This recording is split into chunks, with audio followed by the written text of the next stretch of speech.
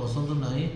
ଆଉ ଆପଣମାନଙ୍କୁ ମୁଁ 5 ମାସ ହେଲା ସବୁବେଳେ ରିକ୍ୱେଷ୍ଟ କରିକି ଆସିଛି ଯେ ଅଣ୍ଡର ସେକ୍ସନ୍ 129 କହୁଛି ମୋଟର ଭେହିକଲ୍ ଆକ୍ଟରେ ଯେ ଚଲେଇବା ଲୋକ 2 ଜଣ ପିନ୍ଧିବା ନିହାତି ହେଲମେଟ୍ ଦରକାର। ଯେହେତୁ ଆମେ ପୁରୀ ଜିଲ୍ଲାରେ 5 ମାସ ମୁଁ ଲୋକଙ୍କୁ ବୁଝେଇଥିଲି, ସଚେତନ କରିଥିଲି, ଆମର ଆସନ୍ତାକାଲି 1 ତାରିଖରୁ ନିଶ୍ଚିତ ଭାବରେ ଆମେ ପଛରେ ବସିବା ଲୋକଙ୍କୁ ମଧ୍ୟ ହେଲମେଟ୍ ନ ପିନ୍ଧିଲେ ଫାଇନ୍ କରିବୁ under section 129 of MV act.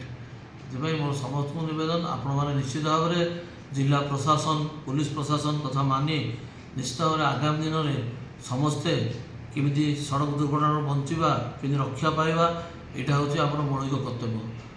ଆଉ ବିଶେଷ କିଛି କହୁନି, ପୁଣି ଥରେ ମୁଁ ସମସ୍ତଙ୍କୁ ବିନୀତ ଅନୁରୋଧ କରୁଛି, ଏ 7 ଦିନ ଭିତରେ ସମସ୍ତେ ମିଳିମିଶି ଆଗଭର ହୋଇ ଆସନ୍ତୁ।